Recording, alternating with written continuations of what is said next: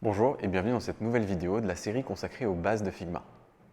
Dans la vidéo précédente, on a découvert ensemble l'interface de Figma et vous avez créé votre première icône grâce aux outils graphiques de base. On va passer à la vitesse supérieure en créant cette fois-ci un premier élément d'interface. On va créer le bouton carte de la home page de Airbnb. On va tout d'abord analyser comment ce bouton est construit et on va répliquer un à un les différents éléments. Une fois que c'est fait, on verra comment les aligner et on découvrira l'outil Auto Layout qui nous permettra de faciliter tout ce travail. L'objectif pour vous, ça va être de prendre des bonnes habitudes de conception pour que vous puissiez être efficace et rapide quand vous construirez des nouveaux éléments. On se retrouve donc sur votre fichier Figma avec les résultats de notre premier exercice qu'on a pu faire dans la vidéo précédente. Et cette fois-ci, on va commencer par organiser un petit peu notre fichier avant de commencer le prochain exercice. Donc on peut voir ici que tout ce que j'ai pu construire se situe dans la page 1, ici dans l'onglet des pages. Alors, ce qu'on peut faire ici, c'est qu'on peut renommer cette page 1, on va appeler exercice 1. Comme ça, on retrouvera tout ce qu'on a fait sur la première vidéo dans cette page-là. Et maintenant, on va créer une deuxième page. Donc je vais cliquer ici sur plus pour ajouter une nouvelle page et je vais l'appeler exercice 2. Comme ça, on est au clair et tout ce qu'on va pouvoir construire maintenant va être dans cette deuxième page. Cette fois-ci, on va essayer de s'attaquer à un élément d'interface. Alors, je vais ramener une référence juste ici. Vous pouvez vous-même aller voir sur l'application Airbnb sur votre téléphone si vous voulez la voir en taille réelle à côté de vous. Et sinon, on pourra aussi vous donner cette ressource à télécharger. En l'occurrence, cette image, c'est un screenshot que j'ai pris de la homepage de Airbnb. Donc il y a beaucoup d'éléments, vous allez voir petit à petit, on va réussir à la construire ensemble. Mais pour bien commencer et se familiariser avec des nouveaux outils, on va commencer par un élément assez simple. Et c'est ce bouton juste en bas, qui s'appelle le bouton carte, et qui flotte, qui semble un peu être par-dessus le contenu. On va commencer par analyser les différents éléments qui composent ce bouton. Alors, si je zoome dessus, on peut déjà voir que ce bouton a une forme de rectangle un peu arrondi. On a appris dans la vidéo précédente à créer des corner radius, donc on se doute que ça va nous servir ici. Le fond est gris foncé, presque noir. On a un texte de couleur blanche et on a un icône blanc à sa droite. Et on voit globalement que les éléments sont alignés au centre, verticalement et horizontalement de notre bouton. C'est assez subtil, mais on devine aussi une petite ombre derrière le bouton qui lui permet d'avoir cet effet un peu flottant par-dessus le contenu. D'ailleurs, le nom de ce bouton, si vous voulez le connaître, c'est un FAB pour Floating Action Button. Donc c'est un bouton d'action qui flotte comme son nom l'indique. Maintenant qu'on connaît la recette, on va essayer de l'appliquer en commençant comme tout à l'heure par créer une frame qu'on va venir peupler. Donc je vais commencer par créer une frame qui va me permettre d'accueillir tous les éléments qu'on a pu lister juste à présent. Première chose que je vais vouloir faire, c'est renommer cette frame en Fab pour Floating Action Button comme on a vu. Maintenant que ma frame est renommée, je vais commencer à lui appliquer le style correspondant au Floating Action Button. Donc en premier lieu, je vais venir rajouter la couleur de fond, donc ce gris presque noir. Alors il y a plusieurs manières de faire, on se souvient, on peut aller dans Fil ici et venir choisir une couleur avec la roue des couleurs. On peut aussi utiliser la pipette et venir cliquer ici pour récupérer la couleur. Par exemple ici, un code hexadécimal de 6 x 2, ou j'aurais pu aussi, à la main, venir taper le code hexadécimal ici. Maintenant qu'on a la couleur de fond qui est appliquée, on va venir rajouter ce corner radius aux deux bords de mon rectangle. C'est ici dans l'onglet Apparence que je vais pouvoir régler ça. Alors ici, je vais mettre un corner radius volontairement très gros. Ici, j'ai mis 100 pour approximer des bords complètement arrondis. Vous voyez que si je continue à augmenter, 200, 300, ben, il ne va pas y avoir un nouvel effet. On a atteint l'arrondi maximal possible avec cette taille de rectangle. Donc je vais laisser 100, et comme ça on s'approche déjà un peu plus de notre Floating Action Button. La prochaine étape, ça va être de rajouter notre texte à l'intérieur de cette frame. Donc je vais utiliser l'outil texte, en appuyant sur T, et venir cliquer dans ma frame pour enclencher le mode d'édition. Je vais taper carte et cliquer sur mon canvas. On voit tout de suite que la typographie n'est pas similaire et si vous vous souvenez dans la première vidéo, je vous avais suggéré de la changer pour la typographie Manrop, qui est une bonne typographie pour approximer celle de Airbnb. Une autre chose qu'on peut voir, c'est la graisse qui n'est pas identique aussi à celle du Floating Action Button de référence. On peut le régler assez simplement ici et venir placer notre texte en bold. On est déjà plus proche du rendu souhaité. Il nous reste encore quelques éléments à régler. En premier lieu, rajouter l'icône. Alors pour le moment, vous allez récupérer cette icône dans les ressources associées à cette vidéo. On verra plus tard comment vous pourrez de vous-même aller chercher des icônes. Donc cette icône, je vais l'ajouter dans mon fichier Figma en faisant simplement un drag and drop, ou ici, moi je l'avais copié-collé, donc je vais venir la coller dans mon canvas. On se souvient dans la première vidéo, on voit bien que notre icône, il est compris dans une frame de 24 pixels par 24 pixels. Et vous allez voir que ça va nous être très utile pour aligner et placer notre icône sur notre bouton. Même si l'icône n'est pas tout à fait semblable, l'intention est la bonne et on n'a pas accès forcément non plus aux icônes de Airbnb, donc on va se contenter de cette icône-là pour le moment. La première chose que je vais vouloir faire, c'est venir lui appliquer la bonne couleur de remplissage. Je vais refaire ma technique de la pipette et ici, cliquer pour récupérer la bonne couleur. Là, c'est du blanc, 100%. Une autre chose qu'on peut voir, c'est que l'icône que j'ai récupérée est quand même bien plus grande que celle de référence. Alors pour régler ça, je vais redimensionner cette frame selon les deux dimensions en même temps. Donc je vais cliquer sur la contrainte de proportion, et si je viens taper 16 ici, eh bien on voit que on garde notre frame carré et les deux dimensions sont passées à 16 pixels. Maintenant que c'est bon, je vais pouvoir glisser mon icône dans ma frame à côté de mon texte. On arrive presque au but de cette première partie. Il nous reste encore quelques éléments à régler, notamment l'alignement. Alors je vais réutiliser la touche Option ou Alt sur Windows qui va nous permettre de regarder où est-ce qu'on se situe au niveau des bords de notre frame. Là, je vais essayer avec les flèches du clavier de venir centrer ce texte. Et vous voyez ici que je vais avoir 13 pixels d'écart en haut et en bas. Je vais faire pareil ici pour mon icône. J'appuie sur Alt ou Option et je vais le remonter pour faire de même 13 pixels. Maintenant, on va essayer de gérer l'espacement entre nos deux éléments et venir centrer le tout. Alors pour l'espacement, je vais venir sélectionner les deux et ici on a 17 pixels d'écart. Moi, je vais les rapprocher, je vais mettre par exemple 4 pixels. Je vais ensuite sélectionner mes deux éléments en maintenant la touche Shift et en cliquant sur les deux. Et je vais réutiliser ma touche Option ou Alt pour venir, grâce à mes flèches, centrer l'élément dans la frame. Maintenant que j'ai dézoomé, je vois que ma typographie est peut-être un peu petite par rapport à la référence. Très simple, je vais venir cliquer dessus et on se souvient, on peut augmenter la taille ici, par exemple à 14 pixels. On peut très rapidement venir replacer notre élément. Mais on voit vite que c'est assez fastidieux tout de même d'avoir à chaque fois à vérifier avec la touche option si on est bien aligné, potentiellement à redimensionner notre frame pour avoir un élément qui va être centré, ce que je suis en train de faire pendant que je vous parle.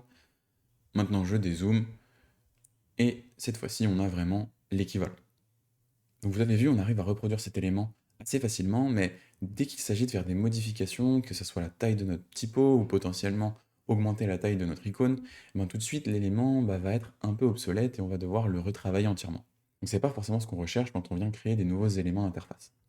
Pour pallier à ce problème, on va utiliser une fonctionnalité de Figma qui s'appelle l'auto-layout. Alors l'auto-layout, c'est un outil très puissant et je vous invite à bien écouter sur la partie suivante pour comprendre comment fonctionne l'auto-layout et ensuite on va venir l'appliquer sur notre élément pour essayer de le rendre un peu plus robuste au changement. La première chose que je vais vouloir faire, c'est sélectionner ma frame et venir dans le panel Layout, cliquer sur cette icône juste ici, Use Auto Layout. Et on voit d'ailleurs le raccourci clavier associé qui est à côté. Le raccourci, c'est Shift A. Je vous invite vraiment à l'utiliser parce qu'on va créer beaucoup de frames en auto layout et ça va vous faire gagner beaucoup de temps. À première vue, rien ne change et c'est plutôt normal. On va voir dans les détails ce qui s'est passé. Quand j'ai ajouté un auto layout, il y a de nouvelles options qui sont apparues dans le panel qui s'appelle maintenant auto layout.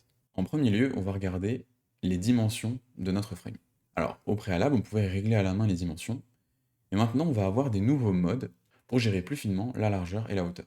Quand je passe ma souris dessus et que je clique sur la petite flèche, on voit ici qu'on a l'option Fixed Width qui correspond à ce qu'on faisait jusqu'à présent, c'est-à-dire fixer la largeur et la hauteur avec une dimension en pixels, ou on va pouvoir avoir une option qui s'appelle Hug Contents. Et cette option, elle va permettre d'avoir une taille automatique qui va être basée sur la taille des éléments à l'intérieur de notre auto layout.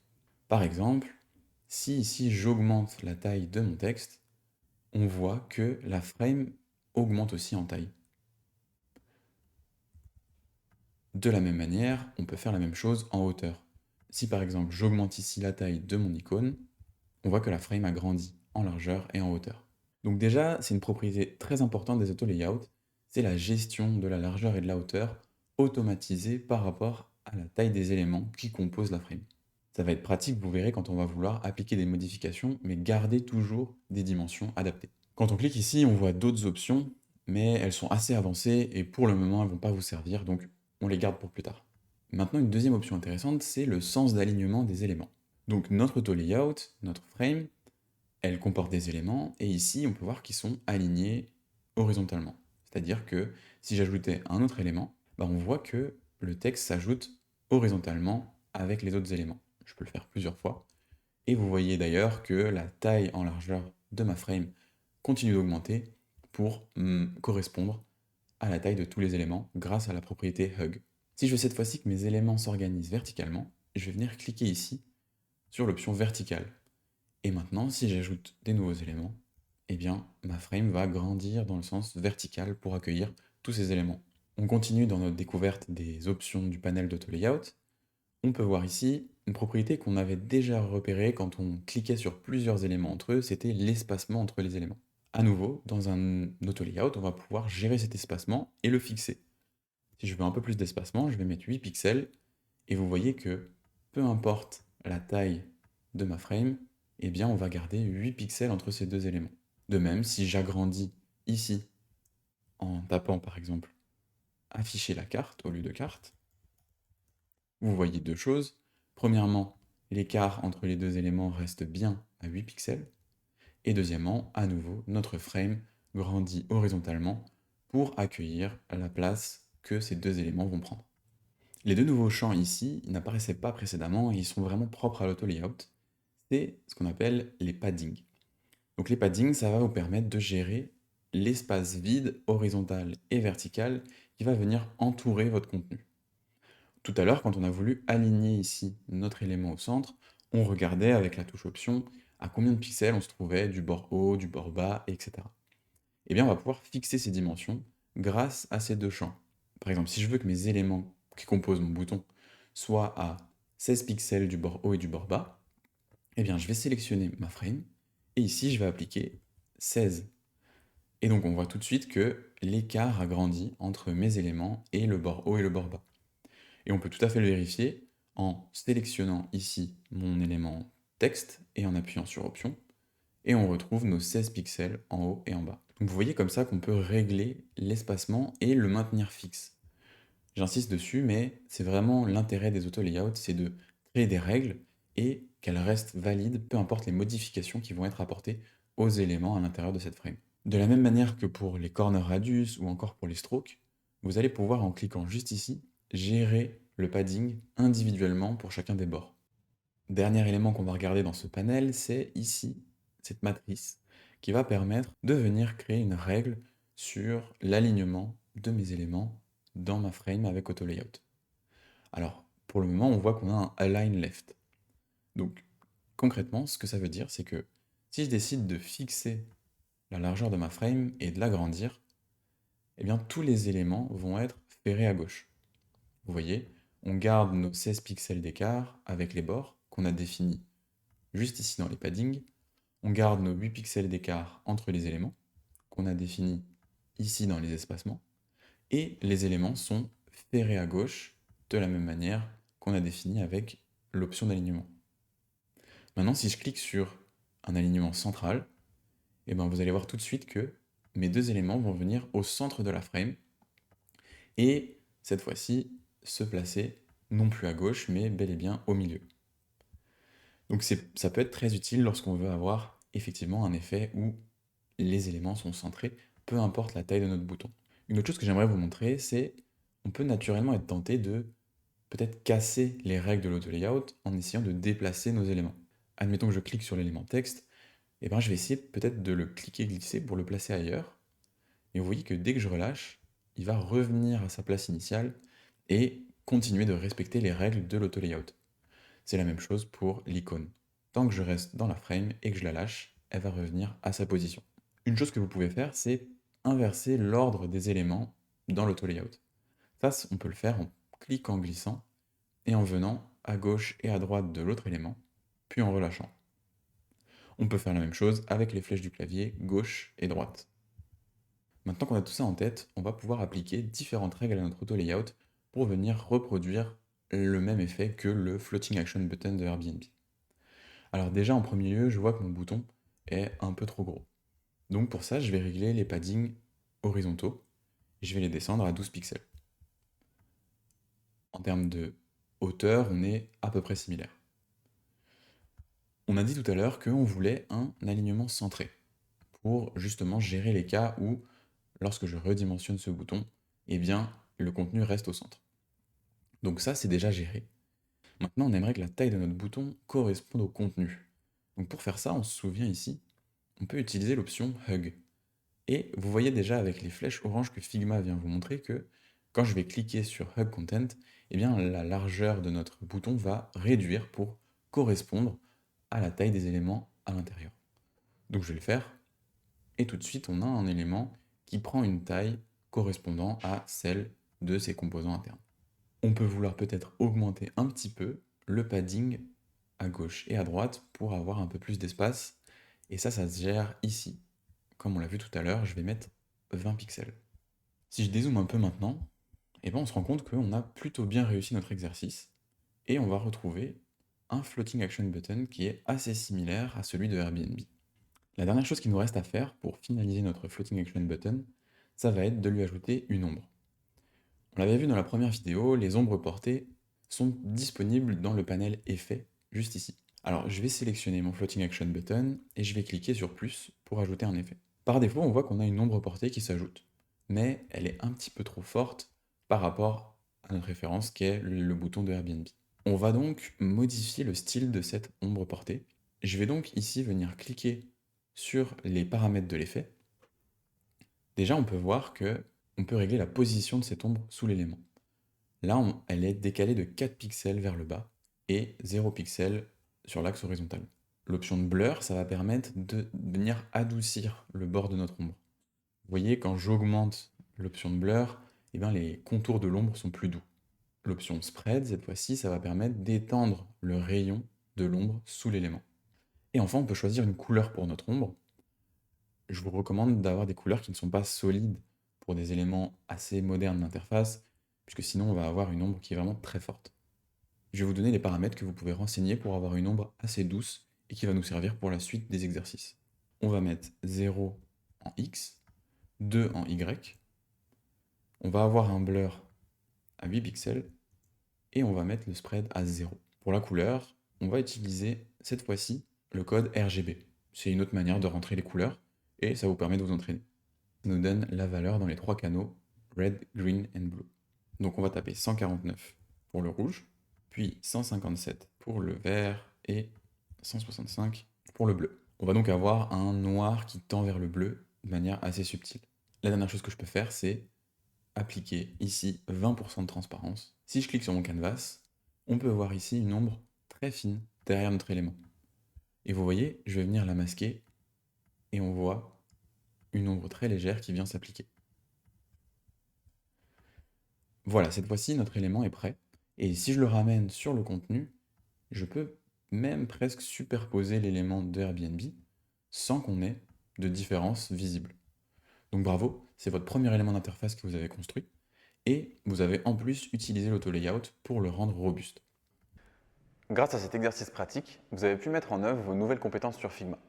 On a analysé un bouton de l'interface Airbnb et on a construit petit à petit les éléments qu'il compose. On a aussi aligné ces éléments et on a découvert la notion d'auto-layout. J'insiste vraiment sur l'auto-layout car c'est une notion fondamentale dans Figma. N'hésitez pas à pratiquer et à reproduire ce bouton plusieurs fois jusqu'à ce que vous soyez vraiment à l'aise. Dans la prochaine vidéo d'ailleurs, nous allons construire un autre élément d'interface, la barre de recherche, avec encore des nouvelles options d'auto-layout. D'ici là, n'hésitez pas à pratiquer et je vous dis à très bientôt.